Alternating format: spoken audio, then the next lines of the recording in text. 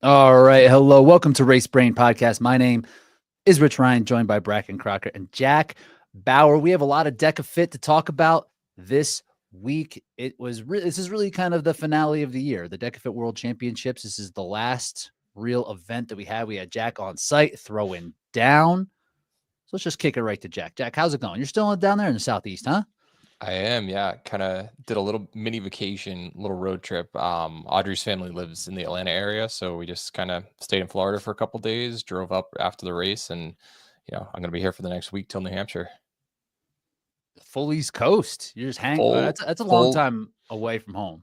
It really is, yeah. But it's one of those. I haven't been here for a couple years, and then I'm just visiting my family for a week, also in New Hampshire. So, gotta love this whole remote work thing. It allows stuff like this, right, guys?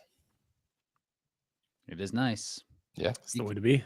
Yeah, DK's just home. He just sits on the couch, hangs out, watches football. Don't do a thing. Not nothing.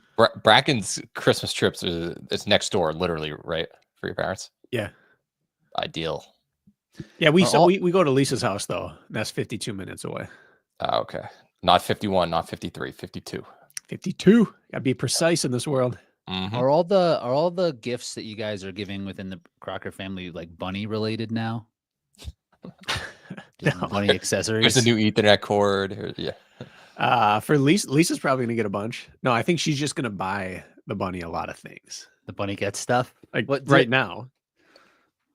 Next to me in the office, we're hiding its new throne / chew toy. Oh. Yeah, the bunny. There's like bunny specific toys and like can you get like sweaters? I think there's everything specific, everything these days. It's true. I'm sure it's repurposed from like a gerbil or a chinchilla or something, but is Easter like the holiday for bunnies? I imagine.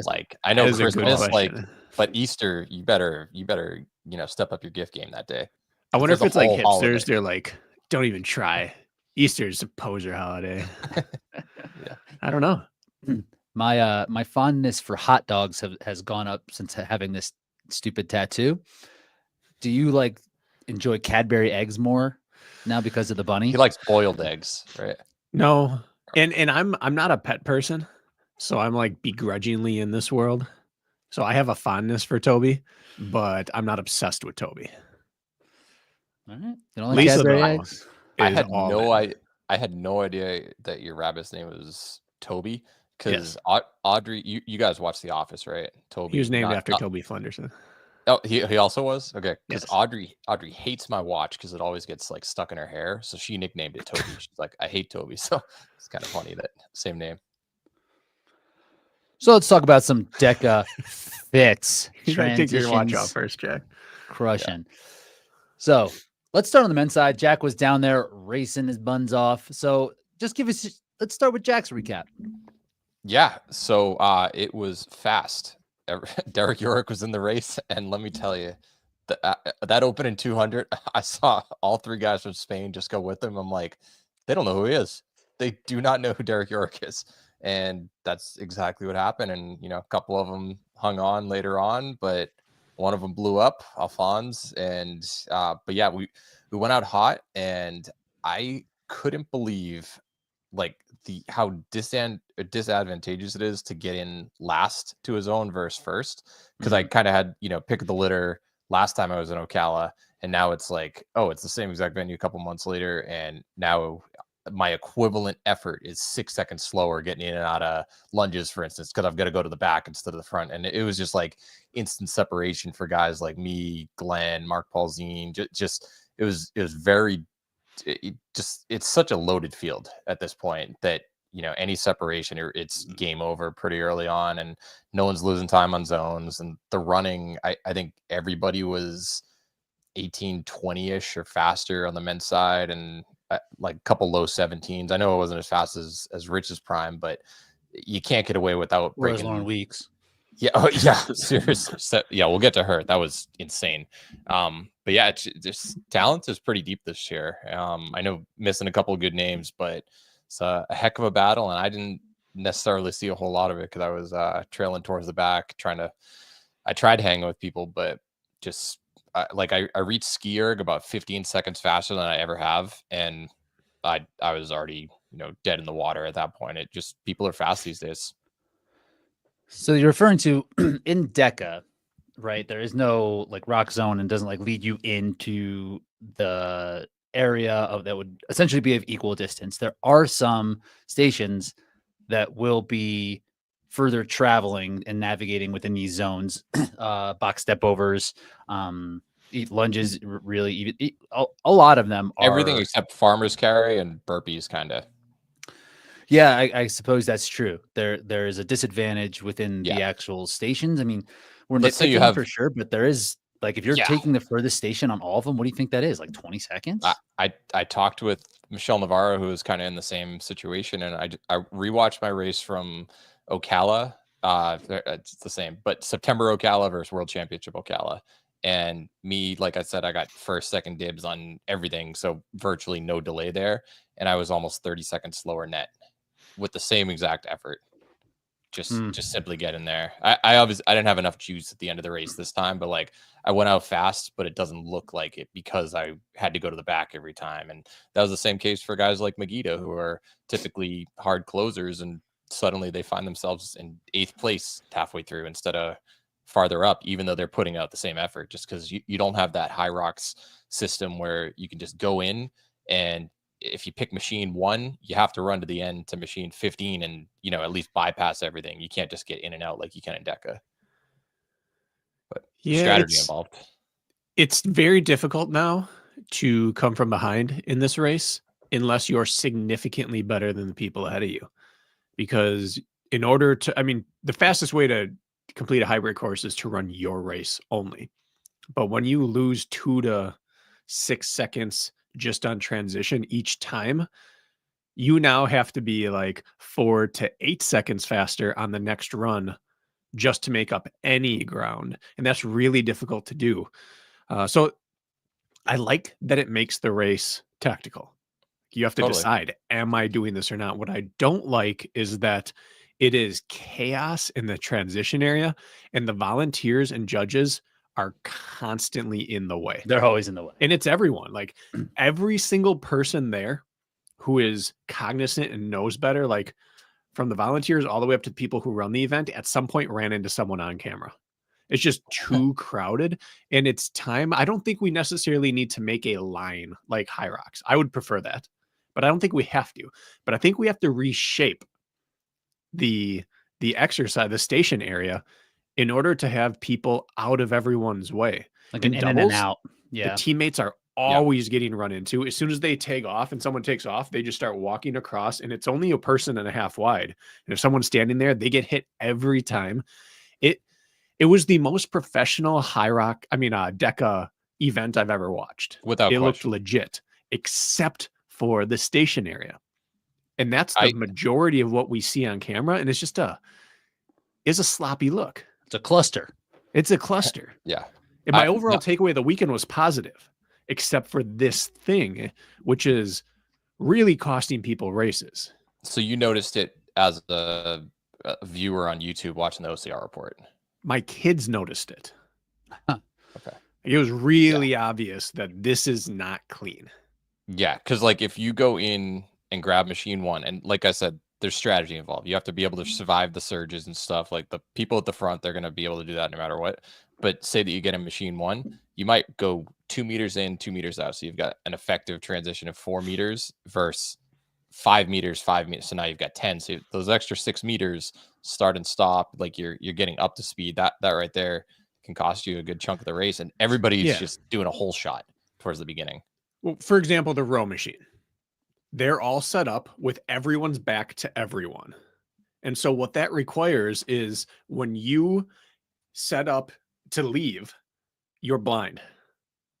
So you don't know what you're turning into, but every second in a DEKA counts. So people are constantly turning and being surprised by what's in front of them. And their judges have to stand behind them with their back to everything to give them the okay on their screen.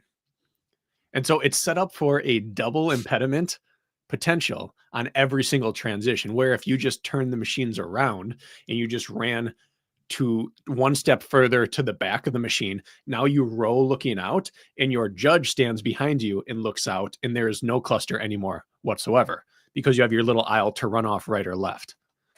But because they haven't said you get off to the right or get off to the left and your back's to everyone, the row is a mess every single time. Do you think there could be like an in and out, like in the back of each station, like 100%. funnels you out Easy. and just kind of like you come Easy. in front, then you leave out the back. And I guess it could shorten the distance. It could make it a little bit more even. There will still be some discrepancy of that. And I make this course a little slower because it's a little bit more of like a turn to get back on the course.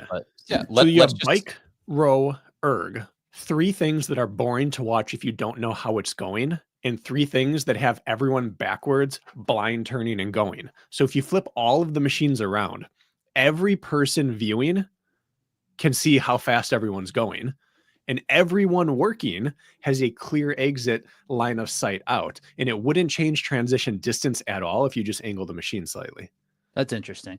And then if like say like the out is directly at the back of the station and all the machines are turned the other way, then it would essentially be like 2 rows that you would have, not rows, like 2 lanes that you would have to follow.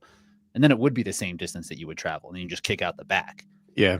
Yeah, like say that you have 10 total meters. Like if you run to the back, it would be 5 and 5. Like we'll just simple numbers.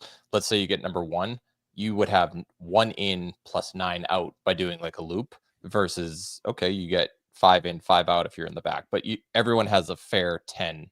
Yeah. Like, does that make sense? It does. And the camera then doesn't have to make a decision of, do I try to get close and see the screen, or do I stay out of everyone's way? Now they can sit right over someone's shoulder or waist and film the screen because no one's moving behind them. Everyone's going to get off and move in front of them out. So I think it would make the viewing experience better. It would make the racing experience better. And it would make the spectator experience better as well, because then you could just meander left and right and see what everyone's rowing, skiing, and erging at. So what this reminds me of, just this conversation in general, is, and from the Spartan world, like a stadium.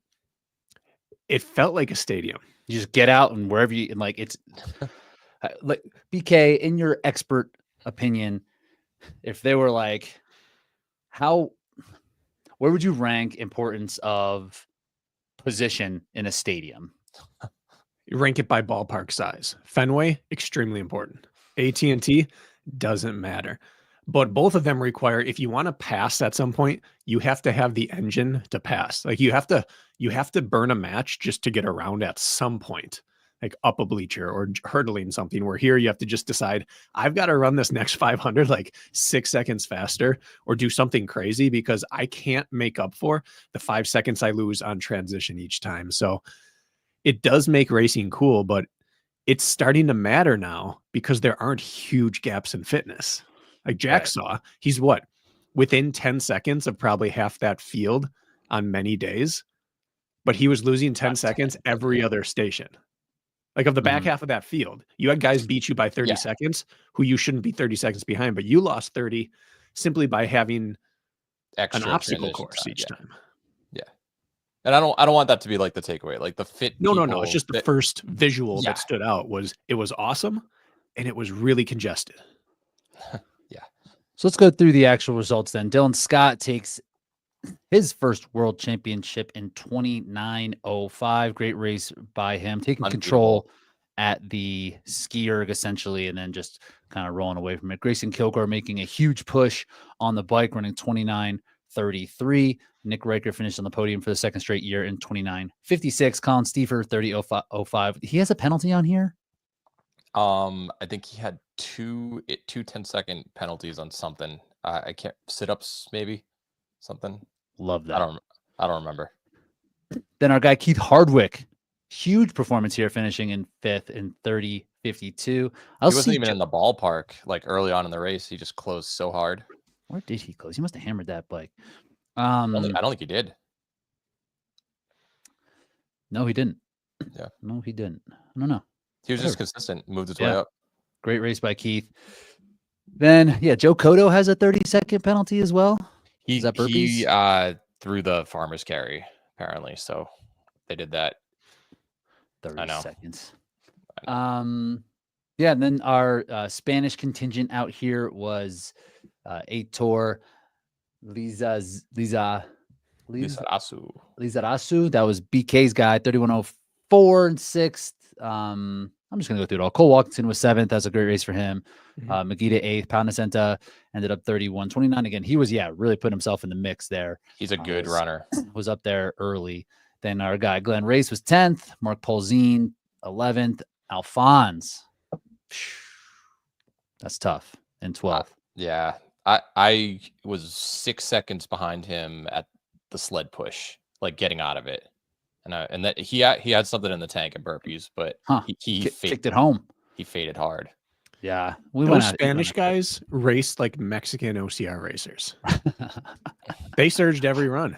They made it exciting. Yeah. I was taught.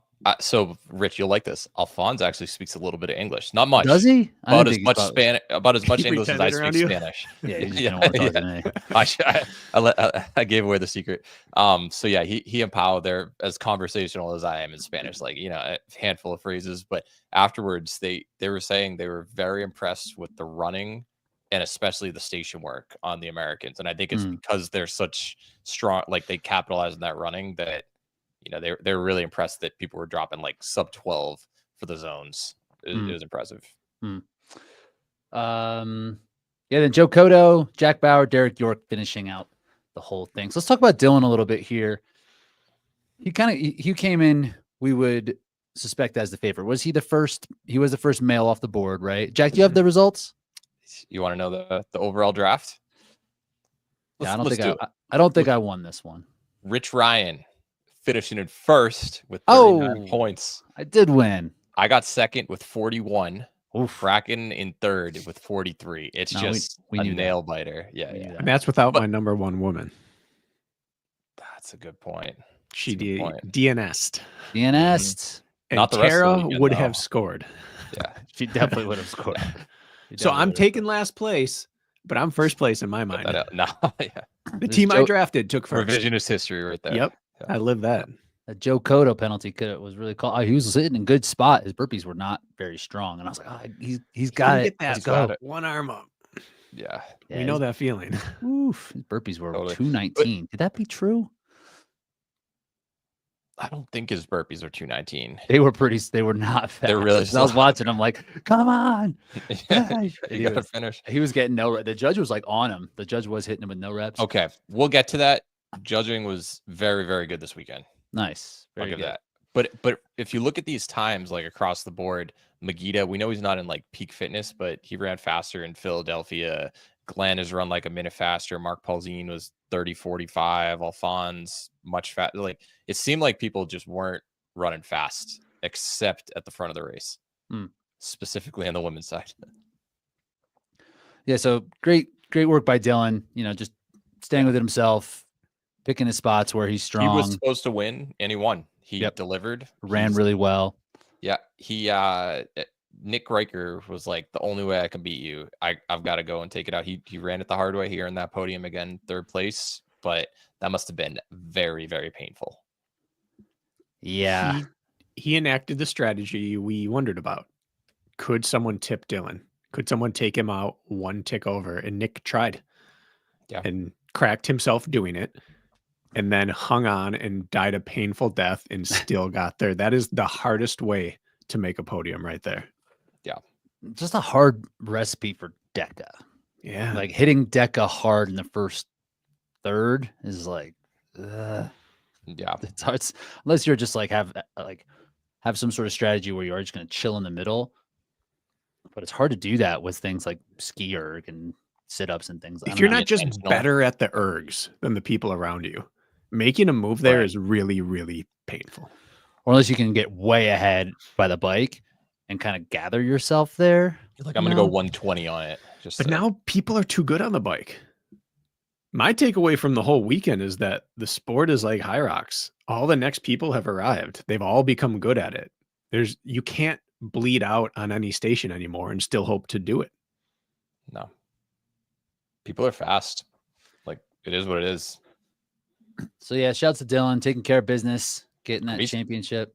Grayson was super impressive his second, also making his move on the bike. I mean, his bike, 52 seconds weekend on the bike. Yeah, hammering that thing. You could see when he got next to Riker, and just the cadence that he was pressing was was impressive. And then, I mean, his run paid for it after, but he was still able to do fairly well on the remaining zones. He had a strong push and pull, and had great ram burpees. So it seemed like his strategy was to hammer the bike and then just deal with it for like 3 minutes. Yeah, for like a run, and like the dead balls were like not great, but he's like was able to gather himself enough. So he's locked into DEKA stuff. Like, he practices these things. He must spend a lot of time on that bike and doing the transition. Did you see his flail and arm technique to start the ski?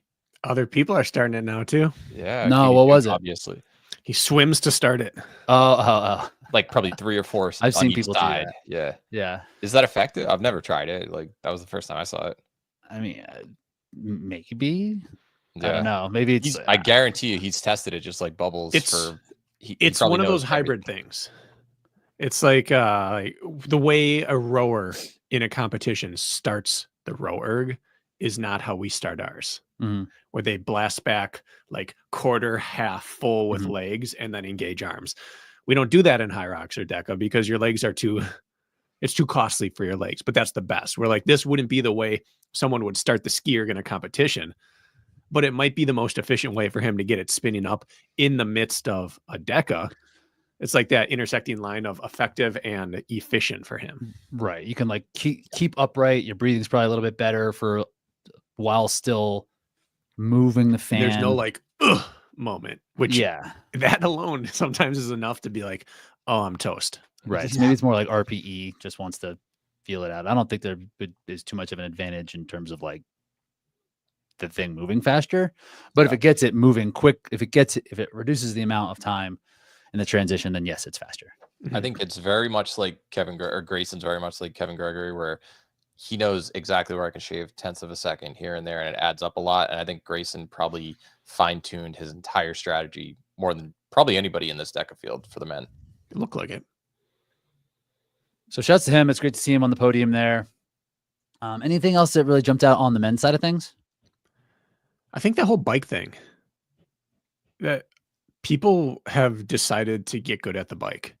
And now it's like, if you're a really good overall athlete and runner in particular, there's not an amount you can gain back on the run that counters what you'll lose on the bike.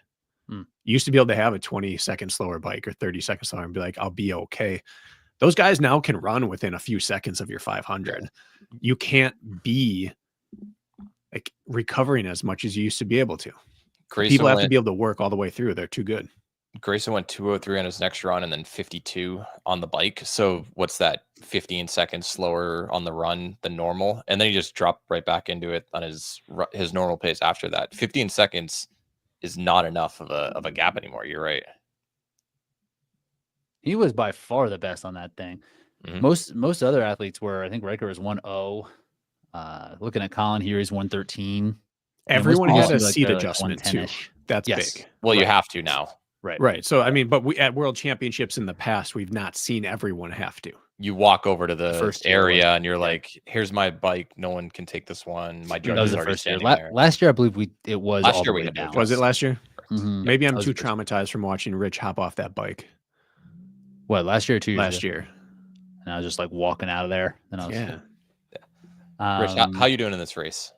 Current fitness, 54. 54. So you just don't you just take half, Jack? Isn't that what you've been doing? I think I was going to say you're like 27. 27. You might have won teams. Yeah, I could win the teams. This is just a different thing.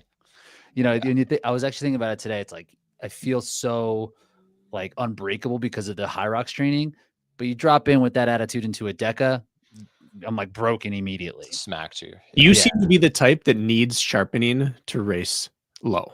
Yes. Like Dylan seems to drop down well with his engine, and you seem to need to sharpen to drop down. Oh yeah. You can't control which type of athlete you are. Like some people have to feel it and work on it for a bit. And others are like, oh, my engine supports me. Yeah. So if I had like 4 weeks of like sharpening, maybe 4 or 5, I would have done fine. Yeah. I would have done fine here. You know what it takes. You would have been rolling towards Dylan in the second half, and then it would have been interesting to see where that goes. I assume like you wouldn't have gone with Nick. I mean, not with Nick. Rich and Dylan just finished super close to each other in a High Rocks a week after Rich ran a 50. Like, they're going to be in the ballpark of each other. It's just who's sharper for the race style. I would have put him in a freaking headlock. You serious? Then no problem. I would have put him in a headlock and still ran under 29 minutes with dragging him around. As soon as he was So in he would have his ran faster too. tactical cargos, I knew it was over. It was lights You don't out. want. You don't want. And that Going raccoon those. coat on the stage, you see that? Take or leave that, but Yeah. cargo race shorts. Then That's it's your a thing. and he's a problem when he's got those on. Yeah, it's like hoodie mellow. On to the women. We saw Lauren Weeks be assertive.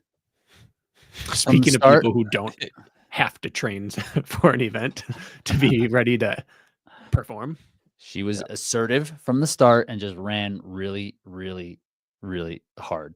All the whole right. time. I've got a stat for you on this. I ran the team race later.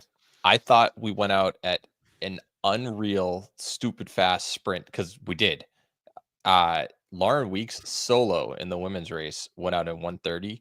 She would have been fourth to the first station in the men's teams race. In the teams. And I was like, we're running like 4:30, 4:35 pace. I think she went out in 1:30. Yeah, that's what it says. 1:30. It is so stupid fast. It's just a way. I guess that's a way just to be like, hey, Yeah. this is what it's going to be No today. one's going. Would anyone like this? Who would like second? We always talk about it, not just we, like the running community at global championships for the 5K and the 10K. Why doesn't the fastest person just run the fastest from the start and guarantee that everyone's out of the medals? It's because they're afraid of someone hanging on. Well, Lauren does it. Lauren just does the thing that everyone wants to see, which is she pegs it right from the start and says, here's the race. I'm not hiding anything. Right. And I think that this is like you said, like her natural tendency is to just get all the way up into that anaerobic threshold and just like sit there, and it's really high end, and she can just like basically just kind of blast through these things. I think we were talking about her running an open in High Rocks, and I bet you would do the same thing. Go out in 4:30. Oh yeah. And then just like keep running It's super only hard. 1,000. Why not run 4:30 pace? Yeah. Yeah. For a mile. Yeah. I think it's rare that there's an athlete in a sport where all the other athletes in the sport were like, man, I wish I could do that. I wish I could be more like that person. And she is. She's that person where we For all sure. look and be like, I'd love to be able to do that. For Who have sure. we seen do this before, whether it's in High Rocks, OCR, like where there was just such separation? I feel like Nicole at a couple national series races, that's the only time I've ever seen the most immediate, I'm not going with you type of race opening. You'd see individual, like Cody might do it at a high altitude mountain course, like just from the start outrun everyone up the first climb and it's over, or Mhm. Kempson blast out in a flat, soggy race or something. But it's like, it's one-offs. Nicole's Mhm. probably the closest. I think that's a Couple good one. times. Yeah. Yeah. Basilico, maybe? That's not bad. And to be able to hang on. People can stay with him for a bit. No one can stay with Lauren. But yeah. No one chooses to. I'm No, sure it's there are not some wise women to. who- Right. No, it's not. Yeah. It's not wise to do that for anyone's race, right? Like if someone would wet out, and that it seemed like Kat and Morgan were going out hard as well. Like they looked like they were running fast. Totally. Yeah, and they like, were. They were. Like, yeah, their first, like Kat's first run time was 1:38. And I think Morgan was either in front of her or right behind her. Yeah, they were together. And that's fast. Like that's running. That's sub 33 pace on the women's side. You're podium in a world right there. Yeah. Where does that put them in the men's field for the first 500? Let me see. I think I was second to last, and I was like 134, 135. Okay. Yeah, I just pulled up Keith, who I think was pretty conservative. He was 134.8. Yeah. Okay. So not too far behind. Yeah, Jeff- 135 Jeff- one for 135. And me. where would Lauren Yeah. have been? Into run one? 130. She may have been see leading. where Not that oh no, Derek York's in the field. Sorry, I forgot. Yeah, Powell came through on 129. So she's in it. She They ran out stupid fast and she was 10ths behind. we looked at Derek York and we're like, nope, no thanks. And that That was bl- the entire US men's field. That Do blew not up do that. blew up half the field going out that fast on the men's side, and she kept rolling. He would She's have like, had company on his shoulder and it would have been Lauren. Well, I mean, her time would have gotten her 9th or 10th, Yeah. 11th, I suppose. Maybe Derek's just trying to do what Lauren does. We have it reversed. Maybe Maybe that's she's where trying to Lauren do gets what her Derek inspo. does. That's what I'm saying. Yeah. I think that's right. So yeah, I mean, this is a great showing from Lauren, setting the world record. Her own world record, was 31:58 broken. previously. Yeah, so Yeah. when you're getting in these type of times, especially on the women's side, it's just very little margin there. Her tank was not very fast. Did she do like an extra length or something? It doesn't She had like seem a 212 bike, if I remember, which her bike was solid, but her sled push and pull is 240 something. 240. Yeah. I wonder what she could run if she went out in 140.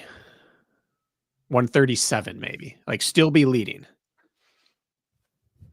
This is the Because you A1 can't question greatness, but we know that's too fast.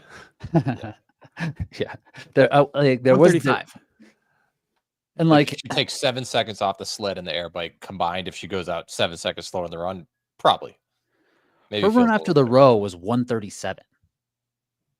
And then and then things started to really. I think that's when she was kind of like, oh boy, because then she was 140s. She was 147 after that. So that's probably where things kind of set in.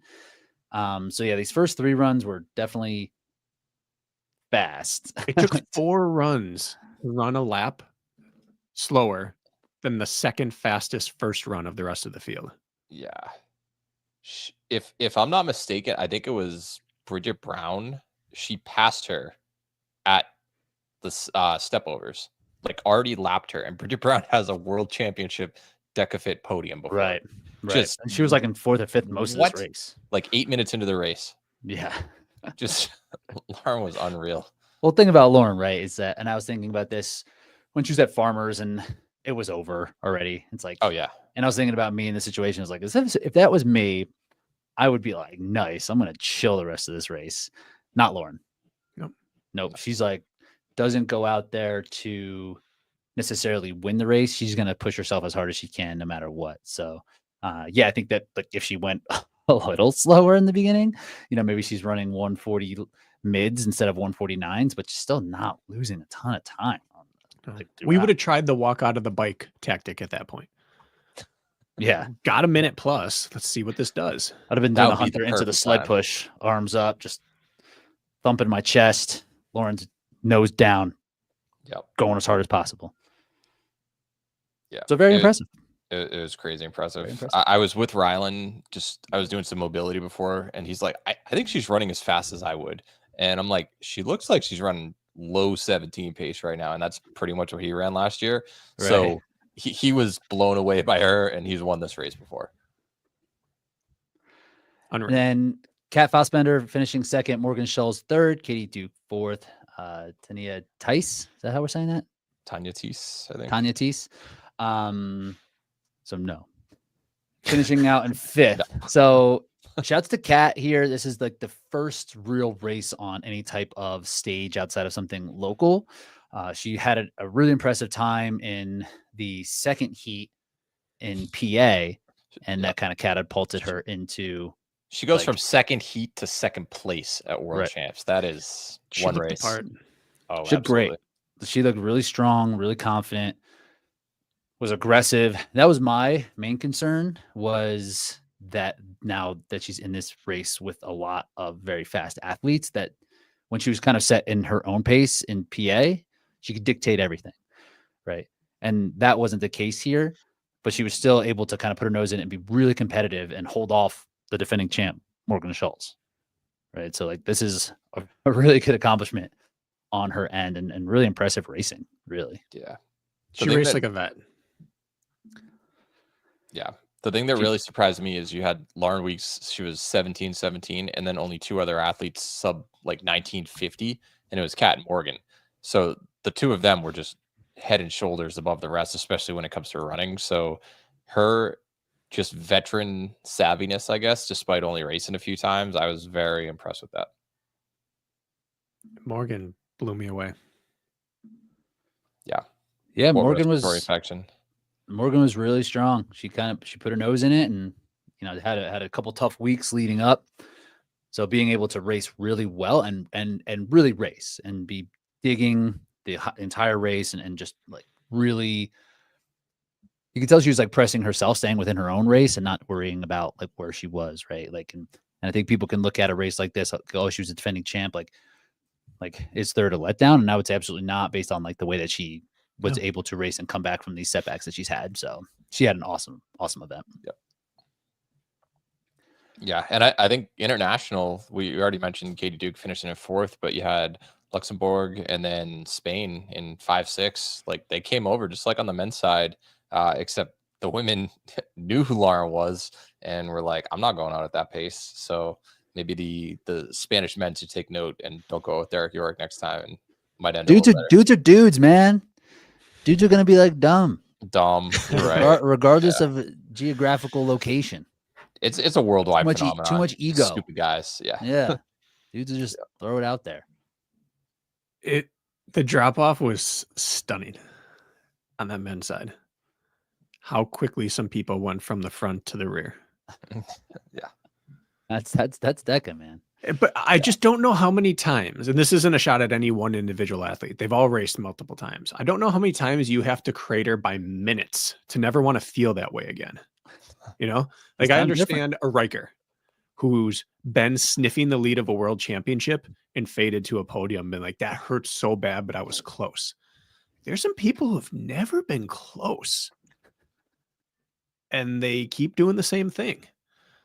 Hey, it's better fitness this time, man. Misery from station 4 on. Misery. Yeah. That's the type of stuff you cannot replicate in a workout. Just resting impossible. During sit-ups. You would think you'd feel that once and be like, nah, never again. I don't know. No, that's Deka. Yeah. Shouts to Katie Duke here. Like she had a really good weekend, and this I was when it was her and Bridget was executing a really strong race. I thought Bridget was going to have a shot to move her way up into that podium. Katie fought off everybody else that was charging and was really strong. Had really good, solid stay power at the back half of this race. I agree with that. Katie had over 30 seconds ahead and behind her, so she was kind of in no man's land for a bit of it. She's PR pretty for runner, her, right? I didn't hear either. What? So that's a PR, right? I thought she was like 34 mid. So yeah, that sounds like about a PR. And bracket. And she's a gritty runner. She had every opportunity to lift her foot off the pedal for a bit. She just stayed on it. Anything else you want to talk about on the women's side? How's Kat doing? She took a nasty fall in the team race. Oh, did she? No, I haven't heard. You didn't talk to her? Okay. Nothing to the point where it was like concerning, I suppose. She was doing farmer's carry and, slid, and everybody was like, oh my God. And then she, kind of got up, looked a little shaken, and I was like, oh, that's going to leave a mark tomorrow. So just wondering if you had a talk with her. No. Jack, you saw the men's farmer's carry. Yes, I did. So Ryland pulled out and it looked like, was it strong? Cole? Did he pop his shoulder out? Grayson. Did Grayson pop his shoulder out at the start of the carry? He had that crazy dip. I was looking for him to talk about that, but he only talked about the rest of the weekend. But it truly looked like it just sagged. So he's like, and he tried to go again and he dropped it, put it down, and then he finished the carry. And I don't know if he got it partially out and then back in, or if he just had like a nerve thing for a sudden. But that dip, that's a dislocation or a separation dip. And then you've got to do ram burpees, which is an overhead press. You've got to do sled pull like that. I can't imagine the rest of that race with if that was the case, a separated shoulder. Looked like he got it back in, because I don't think you can farmer's carry while it's out. No, I think 50 is too much. You can't support it any way possible if it's all the way out. So, you didn't get to talk to him or hear anything? No, I left on Friday night. Oh, okay. So yeah. I'm definitely curious though. Like he listens, so maybe he'll answer in the Josh comments. Reed type thing. Yeah, right. Yeah. Do you want to move on to mile? Yeah, let's do that. Where to start? Men's or women's? Should we just do men's? Yeah, well, same gender in order. Ryland Shadegg with back-to-back Deka Mile World Championships 17:24. I think that was about 20 seconds slower than the year before. How was the setup compared to last year? Like I said, I wasn't there physically this time, but it was very tight corners from 2 hairpins. Yeah. So it's like the same with what it's been. That's the thing. You see all these gym events and they've got nice oval or much more like a lollipop setup so you can carry your speed into the corner. Hairpin turn is not happening. And that's why a lot of these times compared to the gym times, it's like, oh, they're a minute and a half slower, but no one's going to run fast with a layout like that. No. Then Grayson finishing second here is second silver of the weekend. Colin Steefer finishing third in 18:22. Finally got that podium. He had fourth and fifth in basically every single event that he did prior to that for 2 years. Progressively got better and better. Yeah, in this mile we had Cole Walkington just off of the podium, so he'll be knocking at that for the next couple of years. Our guy Joe Cotto finishing fifth. Any other surprises really on here? I think that's really all. Yeah, I mean, Riley, this is just a great event for him. It's just like run through a wall, and just go. Yeah, just do it. Just see how it all goes. Yeah. Let's see. All respect due to Ryan Atkins. This guy's just the most impressive all-around athlete I've ever seen in our sport. When he's available at all, he competes at a world-class level in every event he does. He doesn't always win them all, but sometimes he does. But he's in contention at every event, regardless of terrain and regardless of distance and regardless of skill set required. And he optimizes things. He looked the best on the stations of anyone there. No.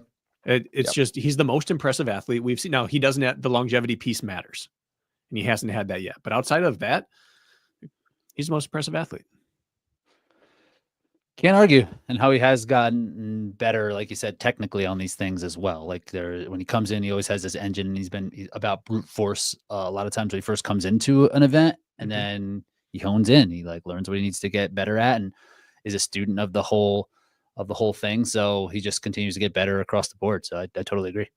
His box jumps were at a different level so of technique fast. again and refinement.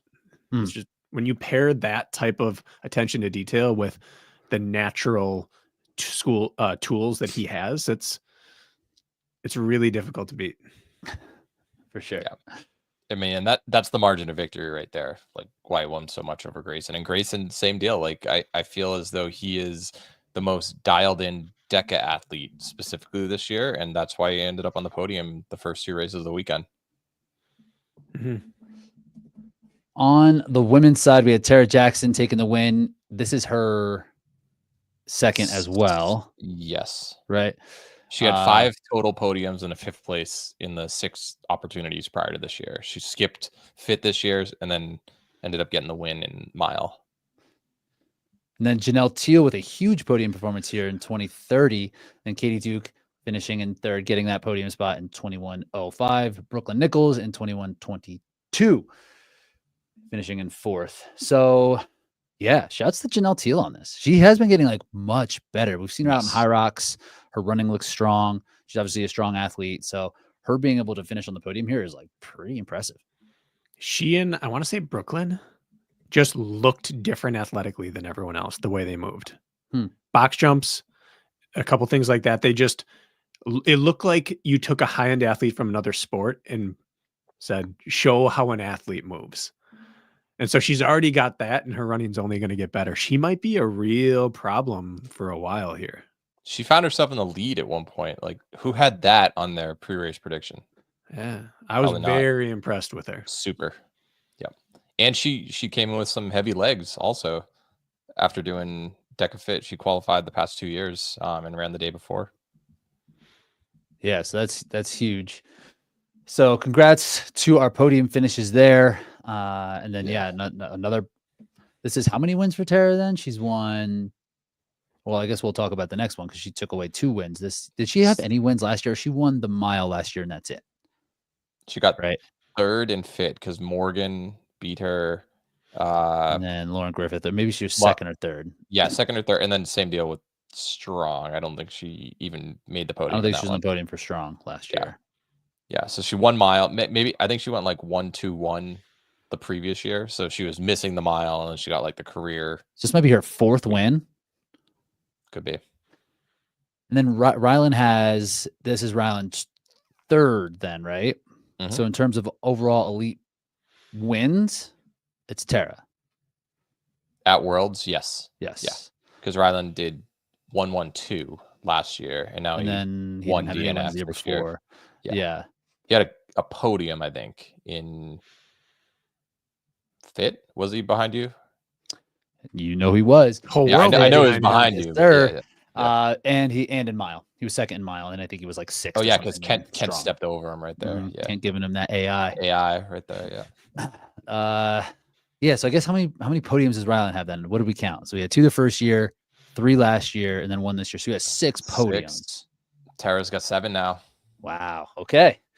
Those are the Solo, goats. Solo, and those are the the big differentiator. We're not counting teams in this count. Then we're like, we need the There abacus. are a lot. There's like way too much to like count on. I can't be keeping track of all that shit. On to strong. Yep. Our boy Colin Stiefer taking that win. He led for exactly 6 inches. 4? Yeah. Burpee number 19, I think, is when he overtook. That's crazy. That is insane. Second place, Chris Vonhoff, like he was dead last. He had a 14 something in Atlantic City. Didn't really race last year. And I saw him in the start line. I'm like, oh, great. It's another one of those gym events where someone just popped off a good time because they had a good course. No, absolutely the real deal. I was so impressed. He's a big dude, so he can hammer on some machines. He's got a frame on him. He sure does. He's a hooper, I believe. And he's the only person I've ever seen not have to bring the skier straps above his head. He's tall as that. Just pushing out. He's just doing tricep kickbacks. Where was Bubbles in the event? Leading. Third. Yeah. He was leading. Mm-hmm. Yeah, into the bike. He did the same strategy, but everyone else was a little stronger everywhere, and he paid for it coming off. His time was way slower. He got walked down then on Farmers and the sled. Farmers Carriers, where I was watching that, and I'm like, oh, this is not going to be good because usually he was wearing, and then those burpees, that was gutsy for him to hang on at that point. But you knew this may have been the most painful individual performance he's had in his career. But his bike was still his bike. Yeah. Oh yeah. And then he just kind of lost it in the back. Mm-hmm. I bet he probably had close to 1:30 on his burpees, maybe slower. It was not Bubbles-esque. Wow. Both of them were struggling on the burpees. I think Chris got there maybe like 1 rep ahead. They were like walking at about the same time. Was he 6'6", 6'7"? I'd say so. Is he big that dude. tall? He's a big guy. He is pretty big. Yeah, so burpees, that's not ideal. Not going to be great for him. No, not ideal. Against a high level CrossFitter like Colin coming up. Colin was out of the picture. The race was over. And then he started cranking out burpees, and you were just getting glimpses of his cadence over their shoulders. And you didn't even see him cross the line. You did. Suddenly you saw him take off in the background, but he wasn't really in the conversation until he won. I'm watching it now, and he's going to have like 6 burpees back. Yeah. At least 5. I was like, cool. God. He secured 3rd place. And then. Wow. Yeah. Yeah, I guess. And Colin's not short. No. Compared to those. Like 5'11", maybe. Yeah. Like Bubbles is probably what, 6 foot? No, he's a little 6'1". I would guess. No, he's like an inch taller than me. I'm 6'1". So 6'2". Yeah. Yeah. So I guess that's an advantage. Yeah. What a fun race. Deka Strong's just a fun race. It is to watch. And the thing that I had an issue with this particular time was the layout, where they put the number 1 seed on the outside instead of doing like the track or the swimming style where you have your top seeds in the middle so they can see both sides and the peripheries. Because we did see the men's and the women's races, the presumed winner didn't know that the other person was coming, and it was down to like half a second. I know that Chris and Colin were right next to each other there, but in the women's race, it definitely affected things. And I think that they should have done middle out instead. They also struggled to show it. This was the hardest race to watch. Yeah, just like seeing the finish there, you couldn't really see Colin at all. If you're going side like that, it almost has to be elevated and across, like swimming. Yeah. It's tough to show. The women's was worse. You didn't see the winner win. That was really is that right? Yeah. The winner across the line was announced. You looked over, and Tara was also standing there in the finish area. Like, oh wait, we're not sure. Oh really? Oh, okay. So then they had to kind of. It was like 4/10 or whatever, but yeah, she didn't even cross on camera. So on the women's side, it was Tara Resume it. Jackson winning, Brooklyn Nichols finishing second, Raquel Ferris finishing in third. So Raquel, she was fourth last year, so a little bit of redemption getting onto the podium here. Tara, this is her second strong win. And Brooklyn last year, I believe, was Triple Crown age group. 111 age group. So now she was a fourth in mile, second strong. Awesome to see athletes ascend that way. And I mean, she was Triple Crown in like the youngest age group, right? Yeah, I think she was 18 to 24, I believe. I think so. If not, she's 25. Like she's definitely in her mid 20s at most. And that's another thing with like the leveling up. We saw her, she qualified for DEKAFIT, but she's like, I'm going to focus on these two events. And I think that the sport, you didn't see a whole lot of people qualify in all three events or elect to race in all three of them. And I think that's the sign of maturity for the sport, where not everyone can win everything. Yeah, so that's a great point. That is a really good point. How long did it take OCR to get to that point where it was like, okay, and I mean, remove Atkins, I suppose. Like, because he was. Did we ever get there? No. Well, there would be like no. 2022, you had a different U.S. National Series winner on the men's side every single race. There's not the option to like, you can opt into a different event, right? How like OCR is like, you're just got to do this 7-mile race, like at altitude, regardless of what you think your strengths are. But the results would vary. Well, sometimes they'd have like a best 3 out of 5 series or 4 out of 5. And some people are like, I'm not doing the beast. True. But we don't think we ever got there, BK? I don't think so. I think if they had the 3K and the Beast Championships in the same weekend with the old fields, you would probably only see like 3 or 4 people specialize.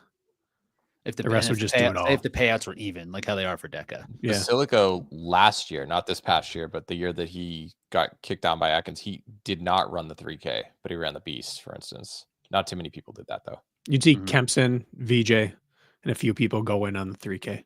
And if the Beast was after, they might run it for fun, but most of the people just do it all because that was like their love language. That was the way. Run a bunch. That was the way. The Kevin Gregory's of the world are going to fade out. I mean, he might have won strong. He probably went strong if he's more fresh. Oh, absolutely.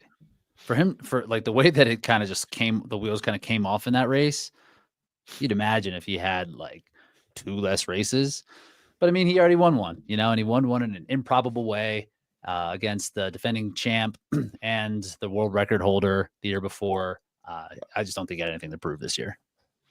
Yeah, but he told me after the race with the team's race and fit, like the competition level just leveled up so much. I think he got 5th place in that race.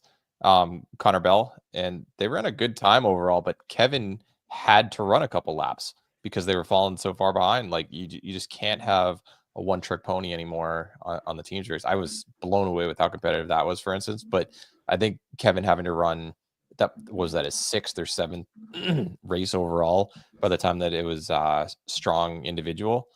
That's just a lot. It's just a lot. Yeah. Tell you what, boys. This weekend didn't make me want to run a DEKA. You're out on DEKA? Well, we know you're retired anyway.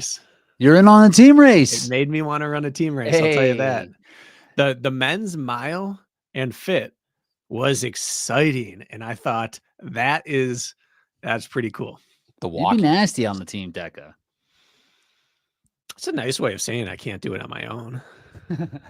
You're a good relay guy. Not wrong. You're a relay guy. Short runs, power output, quick transitions, some explosive ability, some athleticism. Come on. Anyway, it was exciting, and they were close races, and people were flying. However, the backside of even mile got slow. People still haven't quite figured out their pacing. The running went from like low 4 pace to mid 5 pace for a lot of these guys. And it was very interesting, just in the matter of one run. I'm not going to call that guy out, but there's someone I thought he's this deep into the race, flying. And his next run, I'm like, oh, that's marathon pace. But then again, say that you have that transition where you are the first in, first out. You might be running 3 seconds slower per 160, but if you get that ideal station, suddenly it doesn't matter as much. I know there's a pacing strategy, but but it was so fast early. yeah, You saw strides you don't see in this sport. yeah. But the Walkingtons, how Cole and Al, what's their relationship? How are they related? They said brothers on the broadcast. Okay, well, There's Cole and John too, right? Yeah, there are multiple Walkingtons out there. I think we ran against their whole relay team in Chicago, and there's 4 Walkingtons. I'm pretty sure they can fit a whole High Rocks relay. And they were tough. Need to challenge the Kempsons for supremacy. Yeah, and maybe I'll get Macaulay out. Hey, now we're talking. Yep. There we go. Now we're talking. All right, real quick on the team side of things, Katie Duke, Grayson Kilgore, I believe they broke a long-standing record for the co-ed. Allegedly. I don't know who held it before. Yeah. Kat Fassbender and Kevin Gregory were finishing in second. Brooklyn Nichols and Alex Golnick were third. Yeah, it seems like, Katie Duke and Grayson, they're just locked in. They are really, really locked in on DEKA in general. Bridget Brown bounced back after her. She wasn't feeling great about her performance on the FIT, but she finishing 7th overall. Her and Lexi Hazel finished first on the women's side, and then Stephanie Hillman and Tanya Teese. We're going with it. Yep. Teese finishing in second, 29:40, and then Bethany McChesney and Heather White, who were champs at least one other time. Yeah, I know they were in Atlantic City. Yeah, for sure. Finishing third on the podium. And then on the dudes, I did not catch this. I saw the finish. I saw the clips of it. I'm trying to find it now. But there was some controversy on that side of things with yes, there was Dave Magida, James Muscart, and Alphonse De Ruiz and Pau Nacenta Marinas. And the results right now, I'm looking at them. It has the Spanish team in 25:47 on top of Magida and James in 25:48. But the results all the way to the left column has Alphonse and them in second, and then Magida in first. We have our normal counting order: 2, 1, 3, 4, 5, 6. Yeah. As we all know it. Why? What happened? What's going on here? So basically what happened is both of them got off the burpees at the same time. I believe James had the baton for David's team and Alphonse had it for Spanish team. And Alphonse reached up with his arm, and I believe that his timing chip passed the timing mat before James's. So that is why their time is closer, or is quicker. But the second teammate doesn't have a baton, a timing chip, whatever, and Pau was the 4th out of those 4 to cross the finish line. So I believe since both members of David's team crossed ahead of them, they gave them the win because it's a team race, as opposed to you could just have someone finish burpees and tag off and sprint over the line. I think that was kind of the methodology there, but it's a very controversial finish. Yeah, on top of that, Magida did the old road racing triathlete thing and threw an arm out as he felt them start to come up. He realized, oh no, and I don't know if it's instinctively or what, threw an arm out to block a pass at the line. Well, I was teammates with Glenn Race, and we saw the footage after. He's like, there he is, cheating ass again, doing Magida. So I mean, was that fair play though? That his no. Now I have to be consistent on this. He should have been at least moved back one spot. I call people out for finish line infractions. I enjoy it. It was a dirty move, and that was in fact one against Glenn. We're talking back in the day. He's been known. I'm saying to other people that in this moment was a dirty move. Okay. Do you want to pull up the video? In track, that's a DQ. If you are in your lane and there's a guy in the lane next to you and you throw your arm out to the side, that's a DQ. At least it's a position swap. Didn't we see that in the marathon for Hassan or Safan Hassan this year, where whoever was in second was like trying to box her out? Or Yeah, we vice saw it in versa? Golden Trail Series. We've seen it in triathlon. He just got surprised, and I'm not saying he's dirty. He got surprised by it, and his arm flew out. Right. It was so fast, right? It's just But it natural was to like. it was a legitimate arm extended. It wasn't like an elbow or a shoulder. Arm was out.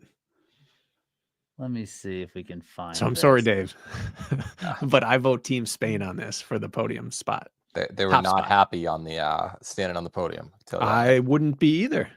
I know. It's not They're a talking football shit? move. What did they say? They're saying something? It was in Spanish. We didn't understand. No, they just didn't have smiles standing on the podium, while James and David had big old grins with that. And it there- wouldn't have affected the result. Yeah, Is there was there money for this? I think so. Yeah, Really? yeah. Wow. I would have filed a protest if I was the coach or teammate of that team, for sure. Now the thing that happened almost immediately was every single person, Dave Claxton, Yancey, Mark Jones, the whole crew got together. They pulled out the rule book, read it.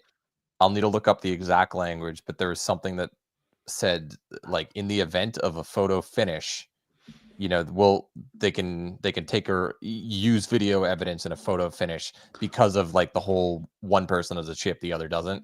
I think that was what they decided on. Yeah, that's a little strange, right? Like, how are you supposed to do that when you're not both wearing chips and when it's on like a baton? My question is, why don't they both wear chips? Or like, yes, right. Why do we have a baton? I know Yancey loves track, Relay, and so he yeah. loves batons. But why do we do that? You could figuratively just have the baton, but each person has a chip on the ankle or something. That, or it's Okay. This happened so fast in this video. you can pause it, see if you can get it. I don't know if you can. Can you pause these? I guess. I got it. You just gotta You click on the middle of it. There you go. Okay, all right. Boom, clothesline, baby. Left arm. His arm is past his left pec. No, that's his natural run motion. Yeah, big arm swing. Wide. Takes up space. Okay, so that's clearly so and it wouldn't looks have like mattered. They still would have Here's won. the rules. Here's the rules. Both teammates must cross the finish line together. In the event of a close/photo type finish, the team that has both teammates across the finish line will be the winners. And Magida made sure that was them. throwing uppercuts. I like it. Bang. So it does look like James, then Alphonse, then David, then Pau. Well, that's definitely how it finished, for sure. Yeah. Here's my take. Because someone's waiting for the other people anyway, they can leave whenever they really want as they finish. The top two don't matter at all. And so whoever's not finishing the burpees should just not matter in it. They should not be you shouldn't be allowed to cross together unless you're winning. You should get those two out of the way and let the people finishing the race finish, because 4 people across the line is just asking for chaos. And that should be the rule, right? Like whoever, like you don't really have to decide who's doing what for the stations, except the person who's finishing the burpees. Yeah. That's the person wearing the chip. And just like, if they have to do one, that's just how it has And to they be. must be the person doing the final burpee. And the other I two don't get think- out of the way. Pal's not getting past Magida anyway. No, it didn't matter, which is why it sucks that it happened. I like it. But I mean, that's as big of a block as you can make. What? In the Yeah. running world, yeah. And David's a bigger guy. I haven't heard his explanation. I'm going to want to hear Magida's explanation. yeah. I'm sure it's going to be. Let's ask him. Let's ask him. I'm sure it's going to be a gem and a half. Yeah. Apparently, one of the guys from Spain stepped on his shoe and it like blew up, like just literally ripped the heel up, and the stitching came out and everything. So flat tire absolutely destroyed his shoes. All right. That's a wrap on DEKAFIT, the DEKA season. What a season it was. DEKA will be back. I think they are saying they're going to do prize money again, the whole deal. So I think they're just going to run it back the same way. Next year they're going to be having elites midday, which I'm pumped about. But I have it'll a help. take. It'll help with the spectators. That I'm curious about your opinion on. I Let's would hear it. remove a team race. I know you would. And I would add the Ultra to this weekend. Friday, Saturday, Ultra Sunday. With the point, Or in like 3 or 4 weeks. I want the Ultra to cap the season. I don't want it to be lost in the middle of late summer. because you think it is a good representation of fitness, or you think it's just Yeah. better for like you like the idea of that? I do. that event? I think it fits in with the Spartan brand, which is DEKA. And it would be 2 more world champions, which they would love. Mhm. They would want to have that. So I would go fit Friday, strong and sprint Saturday, and then ultra Sunday, so that people could go fit ultra realistically yeah, with yeah. no.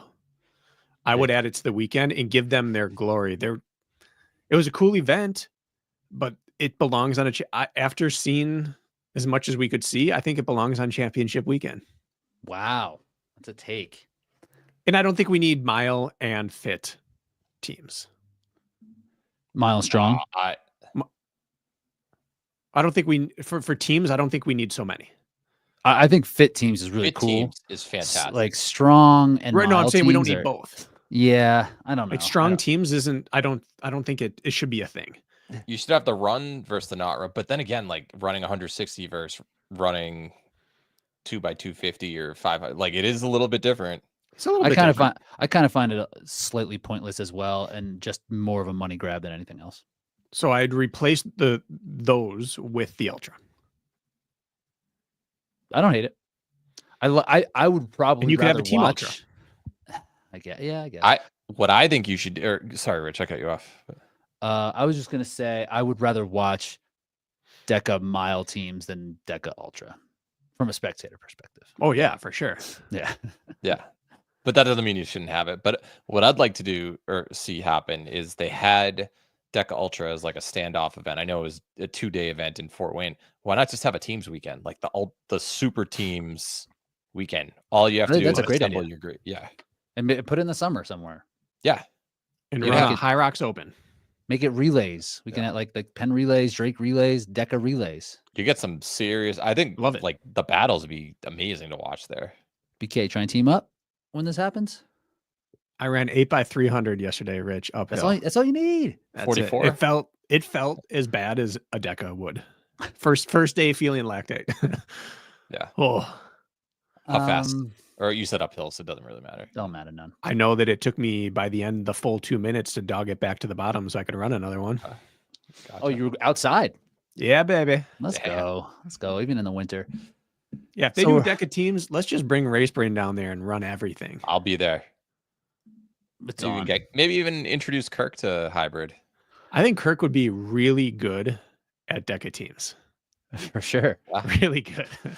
And if we can make it like an actual relay with 4 people, Oh man, that'd be awesome. what would be the best relay format? Would it be how they already do the relay, or would it be something like every person has to do every station? So it's like lunges, and then you hand off, then you do row, and then you hand off. You know what I mean? Instead of like Yeah. splitting up everything. And I just think doing there's extra team like a race fit. and there's relay. Yeah. I think relay, you should run station, pass off.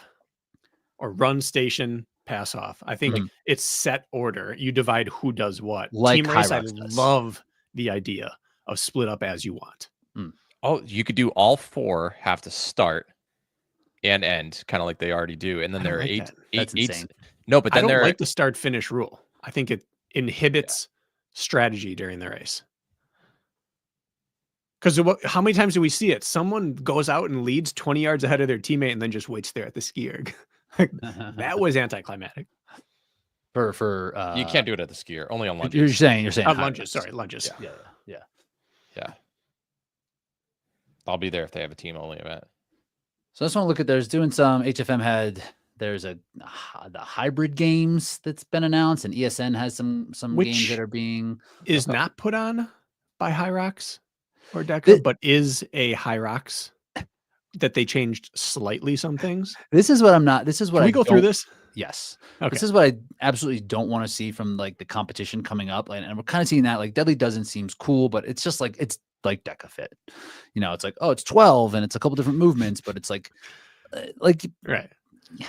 And But this how is many kinda, options can you have? You're gonna have a row. You're gonna have a ski. But You're gonna why? have you can have like a sled. million options. What are you Yeah. talking about? Like, it Hybrid doesn't, literally lets you choose from all fitness forms, and they came up with 9 out of 10 the same.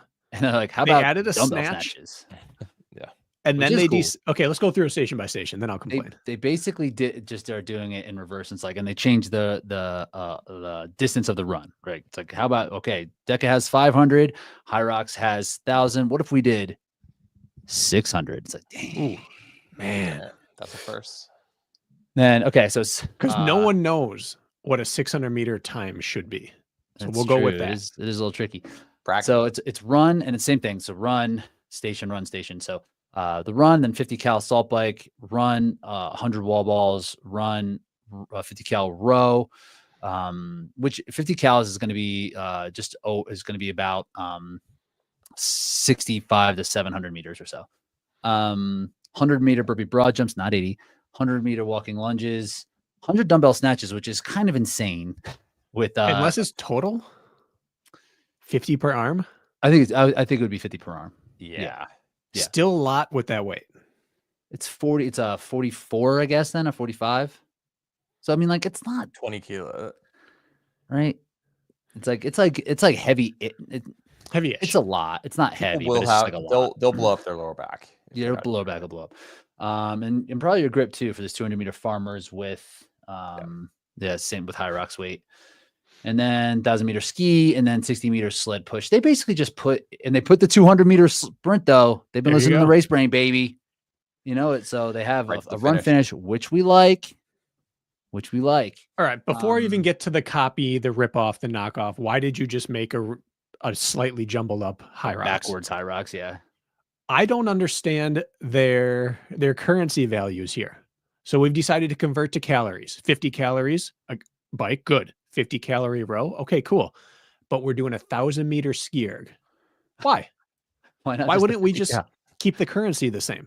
That make might be that- a typo. That might be a typo.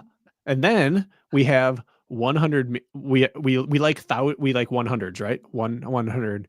We got 50, 100 wall balls, 50, 100 burpee brow jump, Right. 100 lunges, 100 dumbbell snatch, 200 farmers carry. Why not just keep it 100 and make it heavier? That's DEKA stuff right there too. And So then 60-meter And sled. 60-meter sled. Yeah. Why? it's like, So anyway, it's not this- pleasing visually and it's not creative. I mean, I like the way that this is set up, like, and if it is going to be fairly consistent, right? And Mhm. the way that this kind of looks like that they would have it be more Indoor track. standardized. Yeah, 300-meter indoor track, or I guess it would be an indoor track, right? If it is here, would that make sense? How many laps? would No, that be? you I know, don't right know. there, that's 1.5 laps, so that's a 400 track. Great.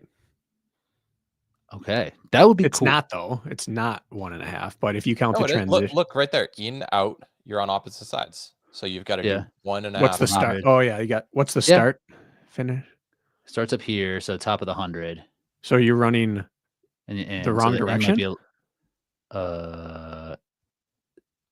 maybe I'm confused potentially, with that start. or maybe why the is the start. Well, finish right there at the out. I thought there's 200 meters. Maybe they just don't Uh, want a big collision. This is a zone or 200-meter something. track. it might you- be 200 meters. You out and then you run one lap to the finish. There's no other way to go out there and finish 200 meters later right there. That could be the case. All right. That could be the case. That's cool. If they I have mean, it on an indoor track, that'd be sick. That'd be Deca's great. Deca's footprint is 250 meters, so in theory it should fit. And this, the way they have it set Re- up, will actually be more open. Well, if it's 200, the in and out wouldn't work, right? Because it would. I think starts listed wrong. Like This might just not be an accurate rendering. to scale. This makes not as to much scale. sense as 50 cal, 1,000 meter. I mean, I appreciate the effort. I think it will be fun. Clearly, Great. But It already like, exists. if there's going to be like real competition for High Rocks, it can't just be High Rocks because then people would just do High Rocks. This is the equivalent of running a 5K over in one city and then running a different road 5K in a different city. I got an idea for competition. We do a 5K, Mhm. which exists in the running world. It So I guess there's does. precedent. I guess, and yeah, and I mean, this is what DEKAFIT did, right? Yeah, it's DEKAFIT like just ripped off High Rocks. they were savage, and now we've got Battle Frog showing up. Like, I hope the 1,000-meter ski is a typo. I'm really hung up on that label. they're gonna hear this and be like, guys, Like, I got a bad news. This isn't a 50 or under. We got to change it. so yeah, so I think we're going to see more of these. I know ESN is doing something. I don't know exactly what it is. At Borders Gym, I believe it's called. So we'll see more stuff. 2 takeaways. First is that 100 wall balls early really does change the race. I mean, this race is brutal. Not gonna be easy. It's going to be really bad. Second thing is, if you don't change the stations, you don't change who does well. So if you just rejumble the High Rocks, it's still all the High Rocks people are going to do really well. We already know that. We already see that. Does it move the needle for viewership? Or would watching them do like, what was it, the Cirrus games or whatever? Cerberus games? What was it called, Jack? Something different. Arena. Yeah, Cirrus. Might change things. yeah. Still didn't get paid. Ain't gonna happen. They're crowdfunding. I'm waiting for it. Yeah, same as I like the dumbbell snatch. You've been asking for some sort of weighted movement. Like, yeah, when like put in a barbell in here. Come on, give me something. Still have the sled, which is gonna be a mess, of course. 120 kilos. So heavy. It all depends on the Carpet and the friction. sled. Like, Yeah, you could put 1,000 That pounds could be in super there. light, Yeah. right? Right. All right. So I think that'll wrap us up. We have some okras coming. We had one other thing. Tia Claire Toomey made her debut. She Gotta did. at least talk about that. She ran doubles with James Newbury. And oh yeah, we didn't talk about that at all. Shit. We don't have a ton of time, but we'll talk. That's fine. I figured it was worth at least a 1-minute discussion.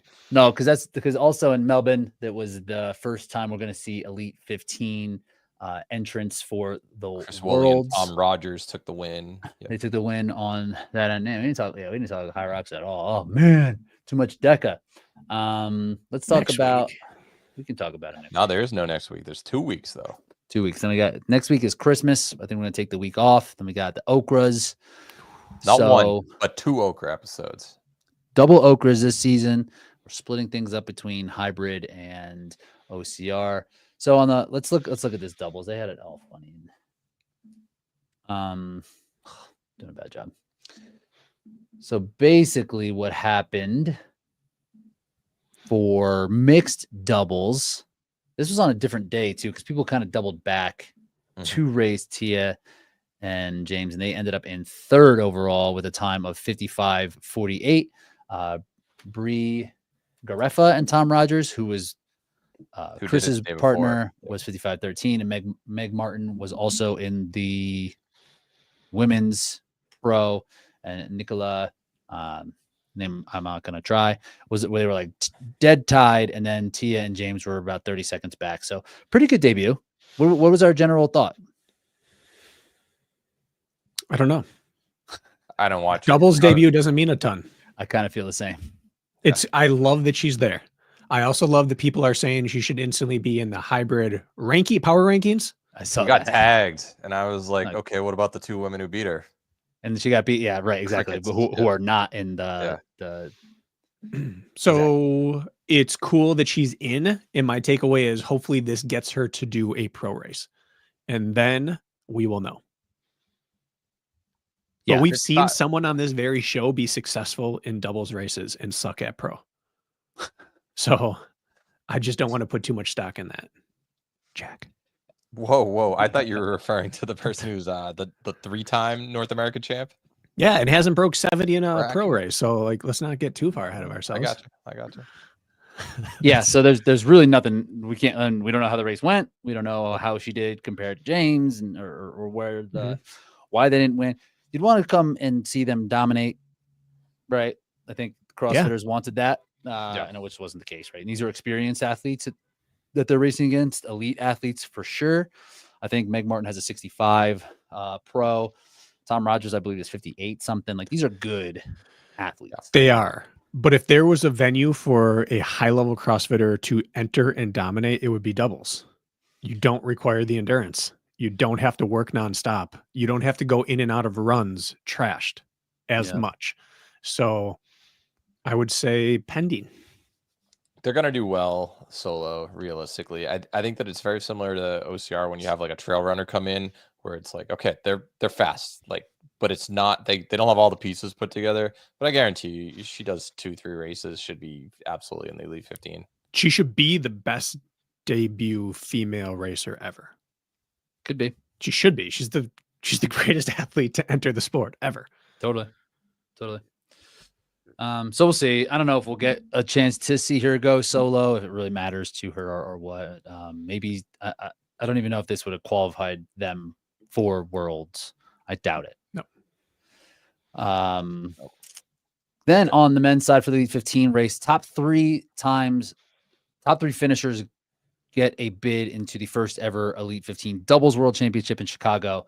We mentioned Chris Woolley and Tom Rogers finishing in 52-53. Tanguay Cruz and Daniel Payne were 52-55. And I believe Tanguay is around a 59 low as well. He's broken 60 a couple times. He's broken 60, yeah. Peter Mays and Tom Franzens were 53-04. Very close races. Yeah. Mm-hmm. These were all three athletes. All three teams all three teams were within 11 seconds. And then Syrian Parkinson, Tony Revel, they're good athletes. They're 53-21. It's about, I believe they're from the UK, so bummer to make that trip. And then Callum Meehan and Gabe Heck were. Oh, Gabe ended up being able to race because he had like passport issue. I thought I saw that as well. Dang. So pretty cool. We got our first Elite 15 teams in the mix. Just for clarification, they're not having co-ed Elite 15. It's only men and only women. Correct. Okay. And you're not allowed to, like, if you make world championships, are not allowed to be on one of these teams. Is that how it is? What do you mean? I thought that it's like, if you're in the Elite 15 solo, you can't be on the Elite 15 teams. I thought I saw that somewhere. That's what I heard. You heard that too? Yeah. Where'd you hear this? I don't know. I thought it was like early on when they made the initial interview with Matt or something. Yeah. And that's why it was surprising when you saw, like, I think Dylan and Magida are teaming up or something like there are a couple guys who could make it solo. We'll have to get clarification on that, but that was my understanding as well, Jack. Yeah. Really? I was not. And they might have changed since then. Yeah. Because it might have been it might have been the initial interview that Matt had before they were like announcing the world championship finish. It could be outdated at this point. I thought was team race was going to be made up of the best in the world at the Elite 15 kind of thing, how it usually is, and then the doubles is its own thing. I thought we could qualify. I'm planning on racing with Plyo. I'm signed up because it's on different days, like a day or two apart too. Yeah. On the women's side, Nicola Georgia Macbeth and Gabrielle Nicora Baker were 60-55, and then Meg Martin and Madison Biggs were 61-01. Again, super close. Zoe O'Meara and Taryn Sharp will be at Worlds at 63-20. So I guess that's kind of where we're thinking, right? If you want to be seriously in contention to qualify in the men's, we're thinking 52 mids. And on the women's side, I would guess you're going to be needing to be more like 61-ish. It's fast. And I think over here, you're going to have to go sub 52. I wonder, I bet, do you think all 6 of these are going to end up going to Chicago? I don't know how roll downs would work if there's an open spot here. Like, true. I mean, that's a great question. I don't know. Maybe just the next fastest time in a qualifier. Yeah. Is how I would imagine. I'd hope so, yeah. All right, let's wrap this thing up. Great chatting. We made it through another season. We got some okras on the way. Very excited. So we'll talk to you all soon.